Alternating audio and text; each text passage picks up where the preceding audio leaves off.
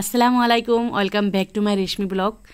আশা করি সবাই ভালো আছেন। আলহামদুলিল্লাহ, যেরকম আছি, যেই পরিস্থিতি আছি ভালো আছি। আপনারাও ভালো থাকেন, ইমান এবং স্বাস্থ্য আপনাদের জন্য আমি সব সময় দোয়া করি নামাজ পড়ে।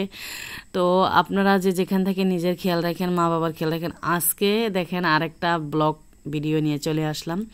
তো আরেকটা ভিডিও আজকে, এগুলো কি, হ্যাঁ আপনারা সবাই কনফিউজড যে এগুলো আমি কি বাঁচতেছি। তো আপনারা সবাই দেখতে থাকেন কি বাঁচতেছি। দেখেন খালি মানে ফেনা উঠতেছে।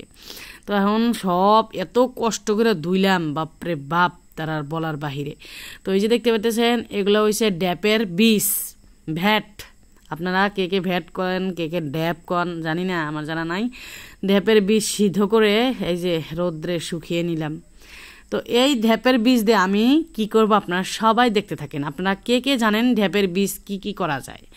সো কেউ কেউ চাট খই খায়, কেউ কেউ ভাত রান্না করে খায়। আজকে কি রান্না করা যায় ঢ্যাপের মানে বীজ দিয়ে, আপনারা সবাই দেখতে থাকেন। কষ্ট আছে, কষ্ট ছাড়া মিষ্টি মেলে না। হ্যাঁ, কষ্ট করি। দেখেন এরম করে এই অল্প কয়টাই এখন হাজব্যান্ডে কিনে আনছে, বানায় তো কিছু খাওয়াইতেই হবে, তাই না?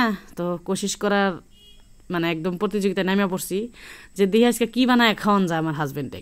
সো আমি দাদিদের বাড়িতে আসছি, আইসা এখানে আগুন জ্বলাবেন নিকাল ধরতাছি, কত এনে কইতাছি যে এটা দেয়া কি করে।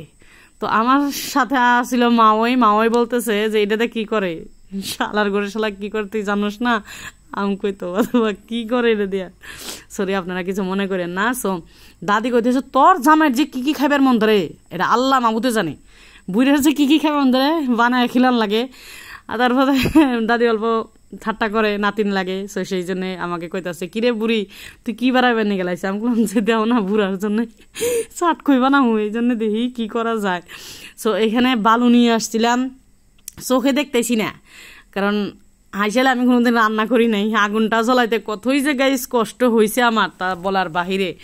মানে চুঙ্গিটা ফু পারতে আমার জীবনটা শেষ। মোটু মানুষ মনে হয় পেটের বুড়ি বাড়াই যাবো গা।